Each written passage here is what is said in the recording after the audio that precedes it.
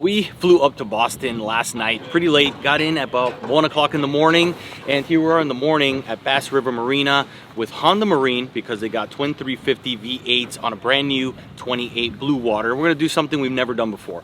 We're gonna go bluefin tuna fishing out of, I think, Nantucket, following draggers. If you don't know what draggers are, basically commercial vessels dragging nets, catching, I'm not sure what, but that creates bycatch of a lot of bait and an easy meal for big tuna. We're gonna go after those things, toss baits behind them, see how the combination of the Honda 350s do with the 28 Blue Water, and bring you guys along for the ride. Let's go have a good time.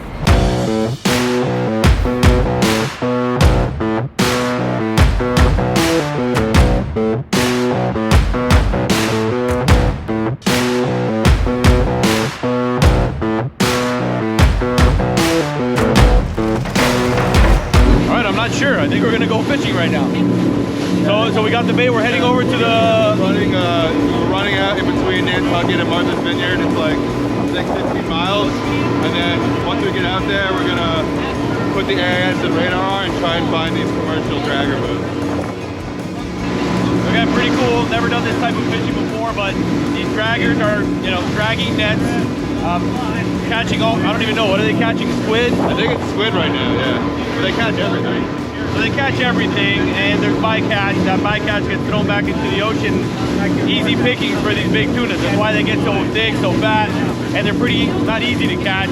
But you know exactly where to go after them because you know where they're congregating, right behind the dragger boat. So I'm gonna track those down with the radar and get behind them, and super excited. Been wanting to do this forever. I've seen it online for a while, never got the chance, but it's happening today, baby.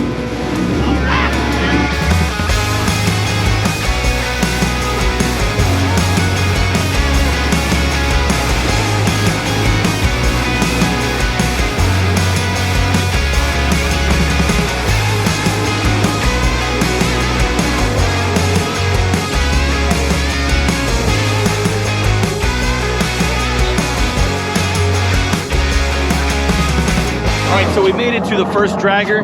Basically, it's the boat right there. Michael's getting set up right here behind me. Let me get out of his way. But basically, they're pulling their gear out of the water, and that's the ideal situation. Once they get the gear out, we can drop in a live bait. Hopefully, we get hooked up and we're not going to get tangled.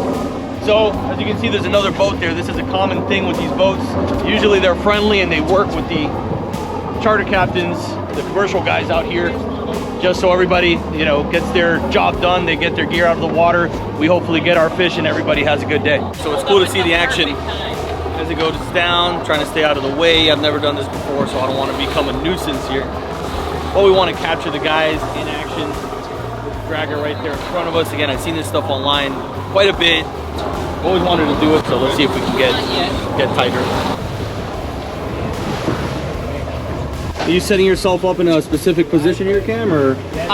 His net's gonna pop right here, and when his net pops, there's gonna be a ton of bycatch and bait that they're throwing over, and that's gonna come up in the net, and we're gonna get right up on his ass. I mean, like, right up on his ass. Oh, yeah? And if we can, we're gonna bounce it off the back of his boat, and it's gonna come right out in his wash, and if there's fish on this boat, it's gonna be game on in 10 to 15 seconds. Sick.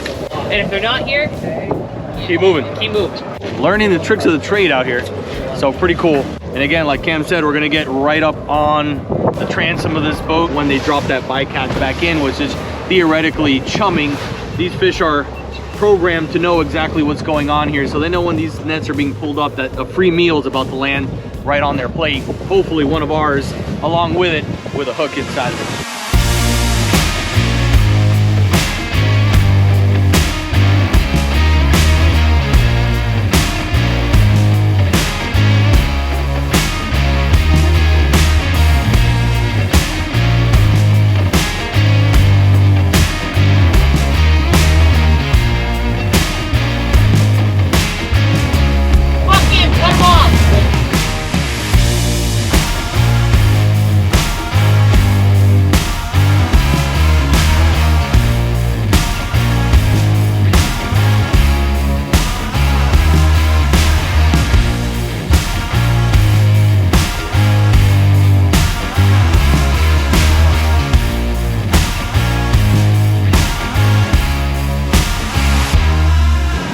So definitely cool. Never done something like this before, but We did fish in Louisiana off the rigs, and it's kind of a similar idea where you know where the fish are going to congregate.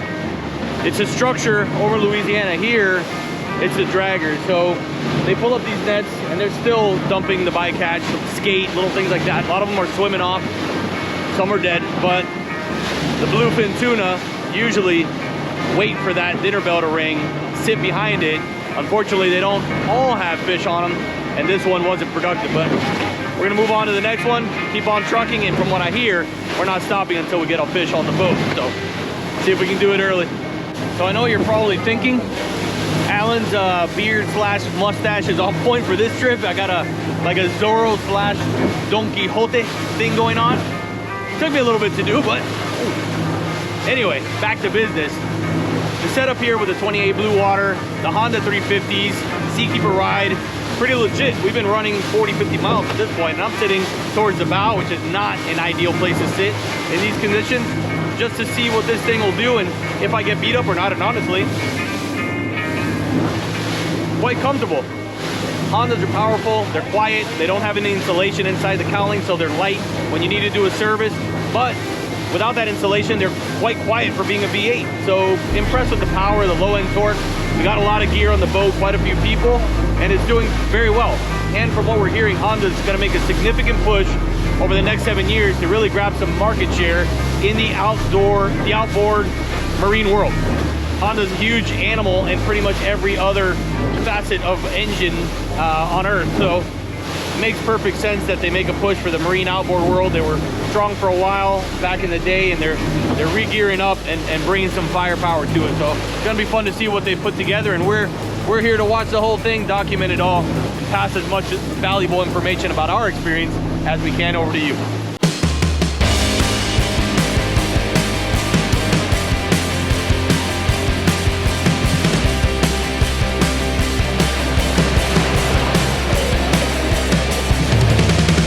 All right, so we just pulled up on this other dragger right here, different boat. We passed by another one, but this one is pulling up in about 30 minutes, so he was nice enough to let us know when he's gonna be pulling his nets out of the water.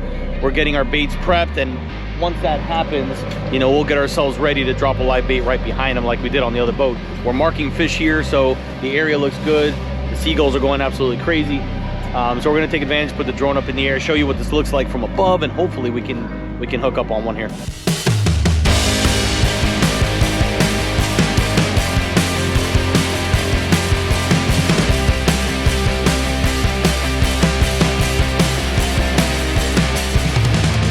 Get me right in there.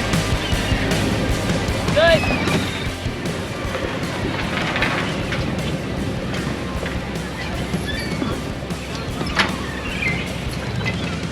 We're on. Oh, the hook. Give me another one.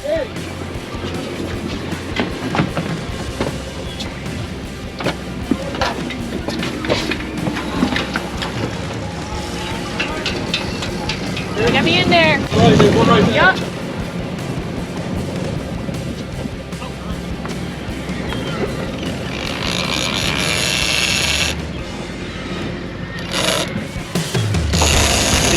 Hi, baby! Yeah, baby!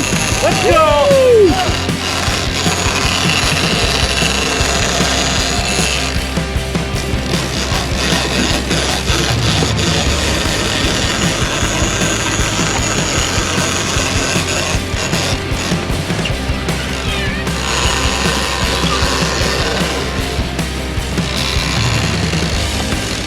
Yeah! On the 80 wide. Woo.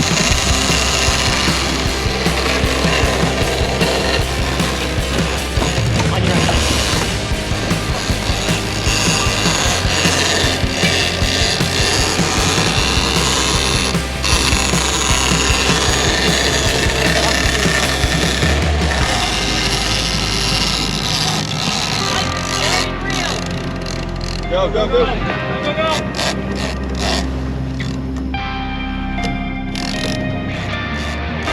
Easy, huh? Yeah.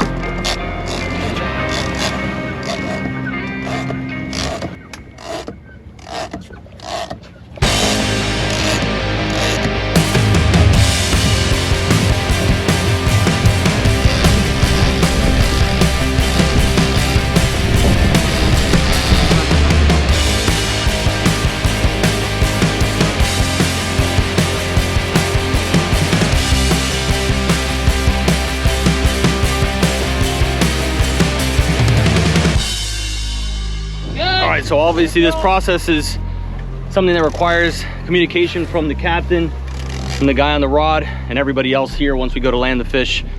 So just as the guys mentioned, Cam told us he was marking some fish.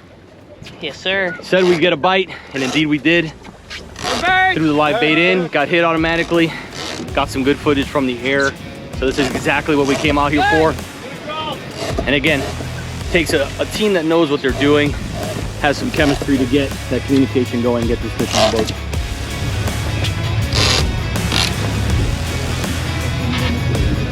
Good.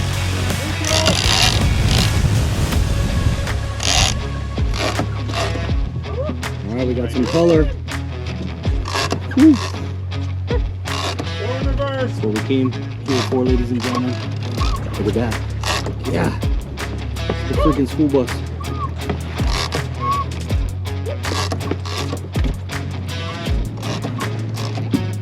Oh, nice.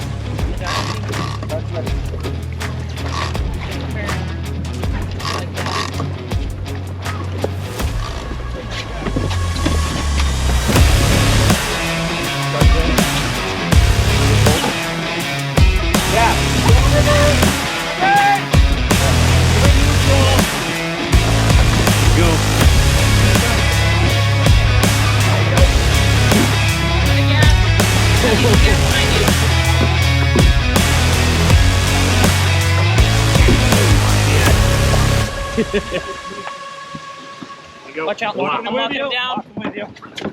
Walking with you. What's that? Drag down a little. Just a little. Just a little bit. Just a little. We got a bleeder. What do you think? Huh? What do you think? Nice. Yep. Let's go. Let's go, boys. Giant babies. Nice.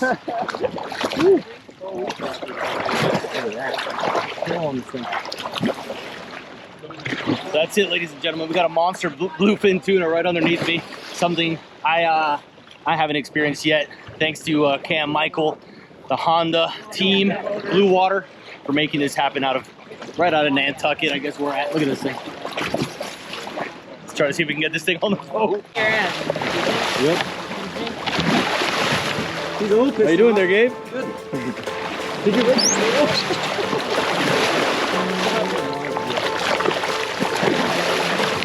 What a fish. What a fish.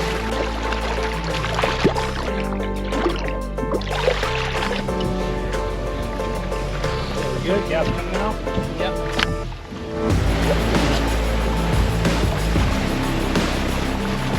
All right, so I came out here kind of not really sure what to expect, to be honest with you. They told me Cam, Michael was going to take us out on a Blue Water 28, which we have some experience with. I haven't been on a boat with the Hondas. I've been kind of analyzing that, listening to it, feeling it, and the experience has been great. First, thank you to you for getting us on a fish. It's been a lot of fun. I've heard you've been killing it lately. Congratulations. Thank you. But I mean, what are your thoughts on this boat? You guys took delivery a few weeks ago, right? Yeah, I mean, we've been putting the work in on this boat for about 2-3 weeks now, and honestly, it's blown me away.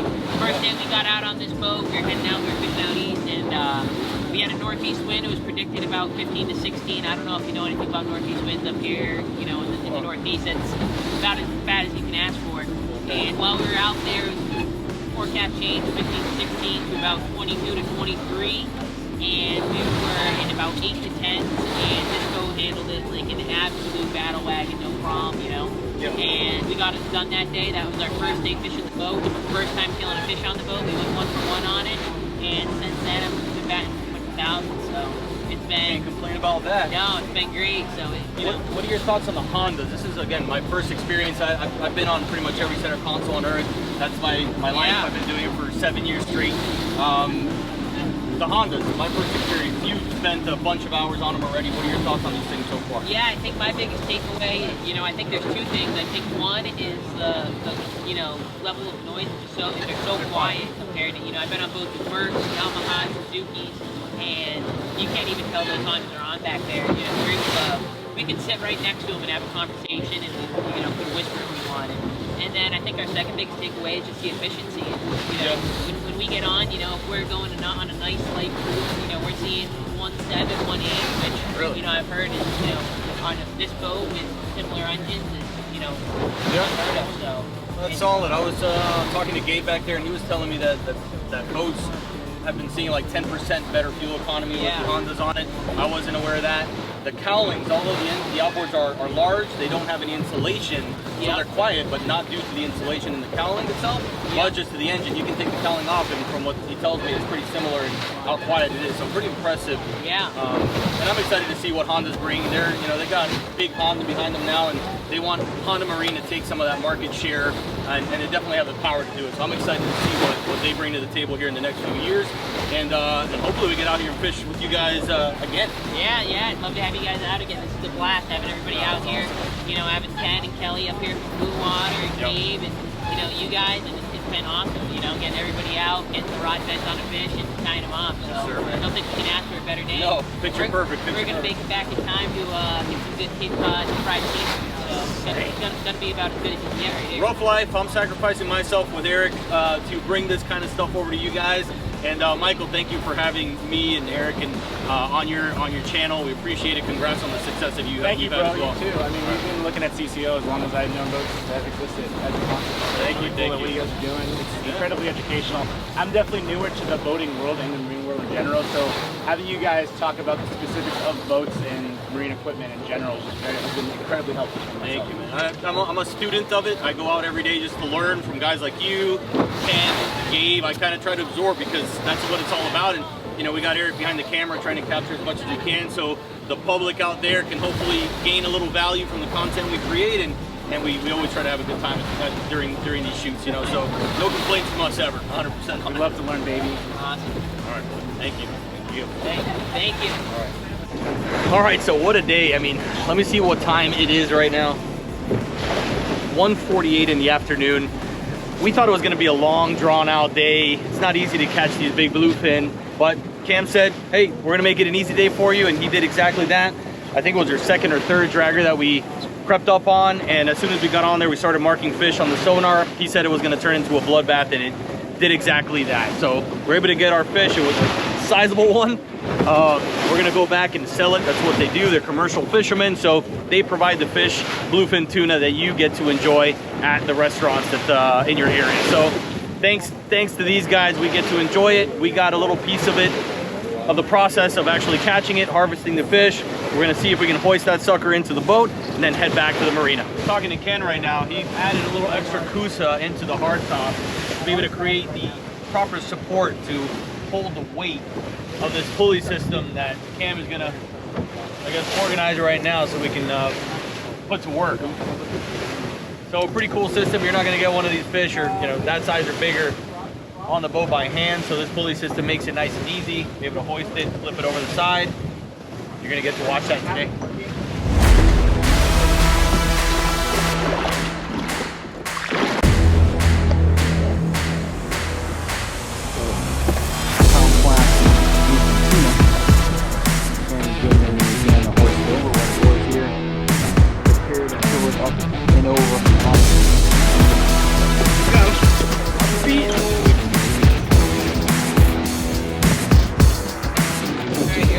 Not plug them? What's plug them? Plugging is cutting off the tail, cutting off the head. Oh, you're not doing that? We're not doing that. We are taking out the guts, cutting the gill, removing all the guts through the gill, because the guts and the gill are attached. So they're connected at the base of the head and then close to the jaw over there. So you disconnect it in both those areas, then you disconnect the bunghole, and then you pull the gills out. You pull all of it out through the gill plate. It's gnarly. I'm gonna ask a question that I get often when we do this sort of thing in the comments. Does it hurt the fish?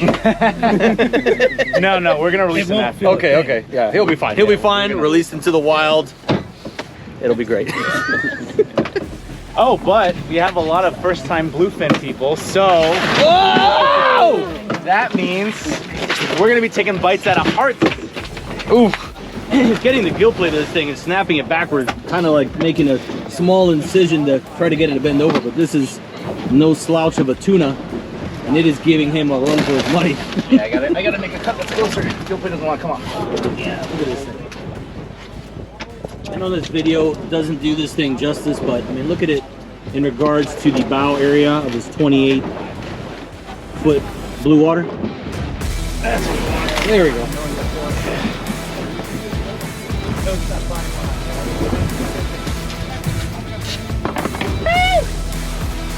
That's wet.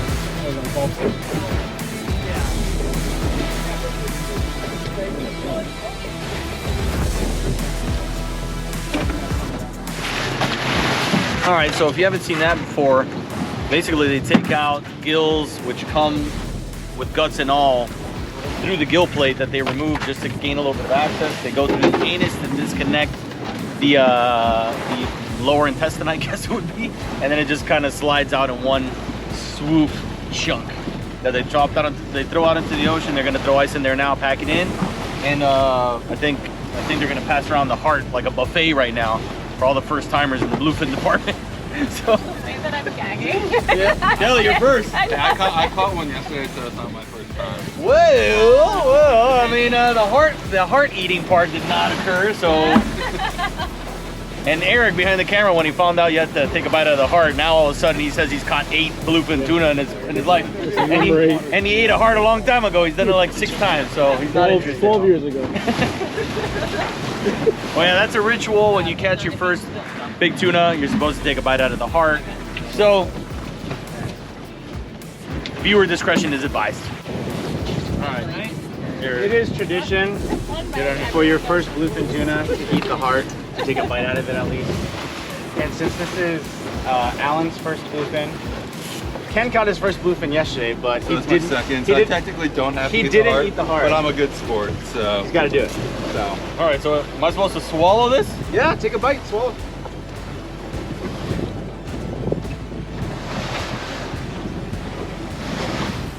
I've had worse.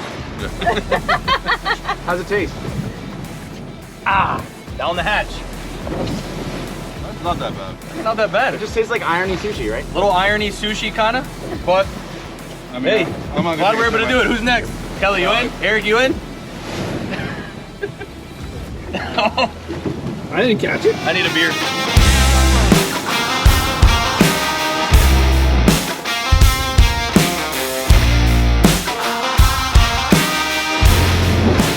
Not calm out here. Seems like 2-3 footers with some bigger ones. We got a lot of weight on board, big tuna at the bow. We're going directly into a head sea, so.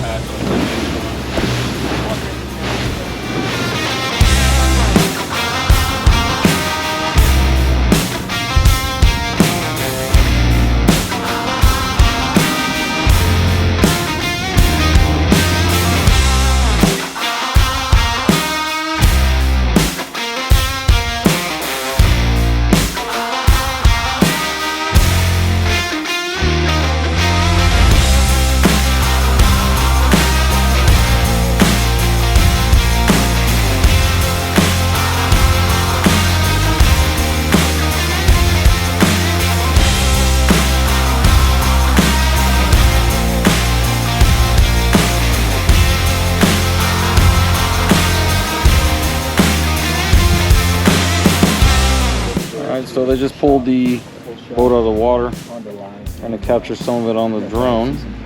Gave it a quick rinse. So this is, I guess, how the magic happens here. Once the commercial fishermen pick up a fish, you'll see several in there. They actually just winch it into the truck. We thought, like those TV shows, they would give you a price right there and get all excited, but we found out today that it's not exactly like that. So they'll actually get the fish, and I guess they check out the quality, things like that, and then they'll get back to the guys in, what is it, a month? 2 to 3 weeks? To get them an actual cost or price per pound that they're gonna pay them for their fish. So pretty cool. Haven't seen this before. You can see some nice fish in there today. We're gonna winch this bad boy over right now.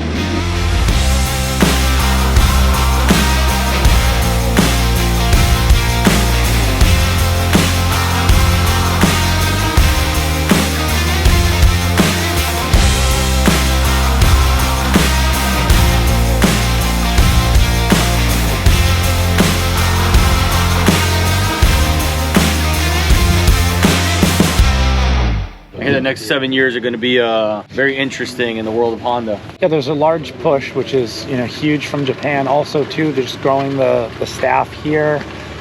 They basically tripled in size for the American Honda Marine staff in the last 2 calendar years. And like I mentioned too, they brought in people from the industry that were working with other brands and stuff like that. There's a lot of wealth of knowledge there, so that's huge. Excellent. You know, you have people that saw what the larger companies were doing, and sometimes the things that we're doing well or right, you know, we're in a smaller capacity, and sometimes there's other, you know, perspectives. So it's great we have that. You know, it's not just one mindset of the same old thing. It's new people along with that new idea, that new push. So it's really huge.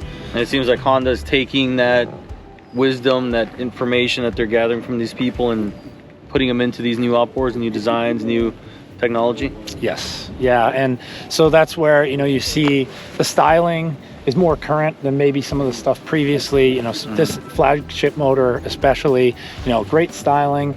The controls, everything was reworked, so ergonomics are great, the feel, all that stuff, the features, everything is there. So the 350s specifically are, you know, fly-by-wire only, so there's no mechanical options, but they integrate with, you know, they work with Dometic, Optimus 360, all that stuff is available now too. So you have these larger consoles, or center consoles with twins, but then you have triples, quads, quints.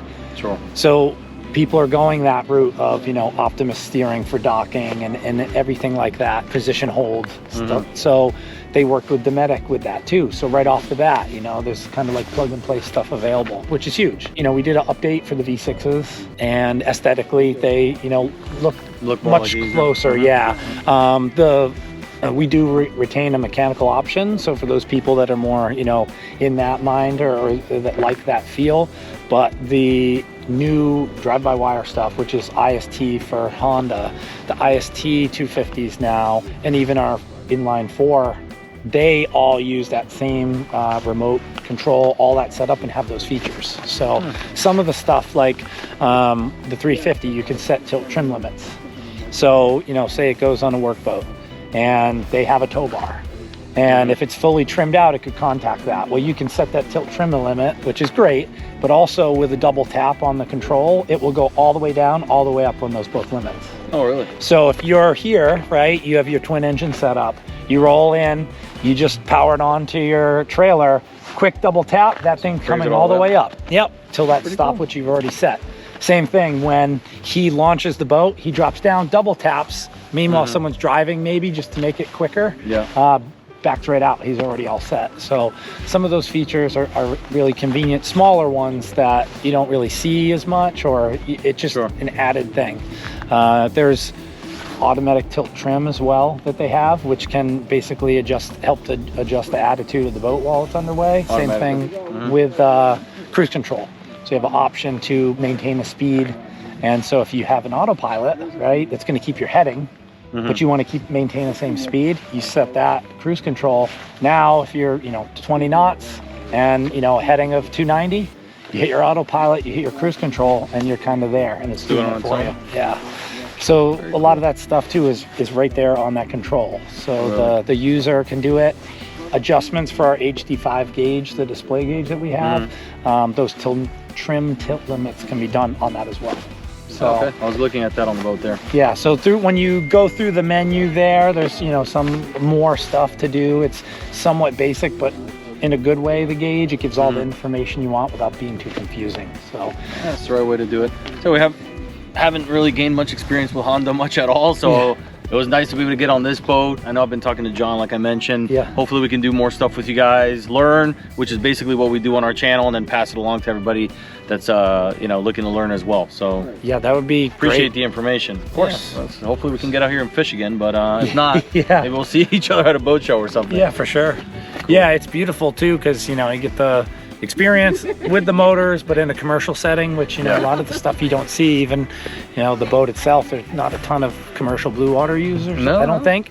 So this thing's getting put through its paces, and that's great for us too, to be able to see, you know, after 1,000 hours, you know, how is everything holding up? What are these guys doing? Because to me personally, just from, you know, experience, you see, you know, engineering in a test lab or in a test situation doesn't always, you know, really show extreme use. Extreme duty. There's nothing better than these guys that are going out every day running 60 miles each direction, and and beating them up. That's Yep. what you want to do, and you're going to learn, analyze the data, and keep improving and improving. And as long as you know, Honda does that, they'll be in good shape. It'd be nice to add some more competition in there with Honda. I'd love to see them, you know, push the limits a little bit. And I know the capability they have, obviously. So Yeah, there's a huge company. That's the nice part is, you know, the engineering, the philosophy, a lot of the stuff that comes along with the Honda brand in general, the overarching, you know, way, which is, you know, they love, obviously, you know, they're in Formula One, they're in all different types of racing. And so you have some of that aspect, but then also still there's the fuel economy and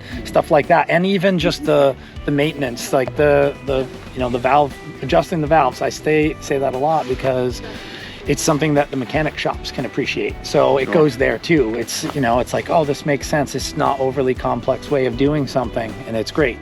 And so, yeah, it's definitely been a big leap, and a lot of it is from feedback and use that they've had in the United States too, which is great. You know, they've had a long-standing relationship with the Coast Guards, 23 years, I think, since they've been putting those on, and they did a lot of improvements based off of that. They learn how these things are really pushed to the limits in those settings. So that'll be the, you know, the same stuff that they're applying here, which is great. A lot of lessons were learned from that went into this motor, so it really had a great head start. You know, they you know, serviceability and the kind of clean slate they had. They weren't developing this V8 off of another platform. It's not an automotive platform. They developed this as a marine engine. So that was huge for serviceability, for you know, everything. And there's I think too, you know, for repower side of stuff, it doesn't use any particular, you know, it can still use a standard hydraulic steering system. It can use Optimus, but it's not required. So, you know, a lot of the boats that maybe were built with, you know, the capacity to mount these, now they can, you know, still go on pretty easily without having to do a lot of changes. You know, when someone's looking for a repower, they're not necessarily like, but we have to redo everything. Re-rig the entire boat. Yeah, it's, you know, engine rigging, but you carry over your steering or something along those lines. So that's another nice part. Compatible with Optimus, but not required. You can run a normal Seastar cylinder if you like, and you can have hydraulic for the people who already have it or want to stick with it. So yeah, it's definitely good. Definitely big jumps in a lot of the stuff. So hopefully we'll continue to see that. Yeah. You know, I don't think it's the end by any stretch. That's what I'm hearing. That's what I'm hearing. So again, we're excited. I appreciate it. It was very nice to meet you today. Yeah, it's great to meet Thank you for the information. I was kind of picking your brain a little bit throughout about Honda. And again, I like to learn about it. So the more we can absorb through, you know, experts like yourself, the better. Yeah. But congrats. Exciting stuff ahead, it looks like. So thank you. Yeah, much appreciated. Glad you got to experience and see that. This was amazing. And we caught some fish. Yeah. Yeah, icing on the cake. So there you have it, ladies and gentlemen. We finished up our trip successfully with a 366-pound bluefin tuna aboard the Bluewater 28, powered by twin Honda 350s. We came out here specifically to see how this combo would work out. It's on an Armstrong bracket. This is our friend Jimmy and the team over there, so always good to see. But our intention is to learn more about Honda. They're making a strong push over the next 7 years from what I hear, and really trying to take market share from some of the leaders in the outboard industry. Honda's a huge company, has tremendous firepower, and we can't wait to see what they do to make things happen here. And they started with the 350s, and again, if you've tried them, let us know what your experience is so far. We want to learn along with you guys, and as boat shows and stuff come along, I'm sure we'll get more information out for you. Otherwise, we're gonna grab some dinner, some fresh seafood here out of Boston. Weather's perfect. We don't smell great, but doesn't matter. We're having a good time with good friends. Hope you guys enjoyed the video. Once again, my name is Alan with Center Consoles Only. We'll see you again very soon.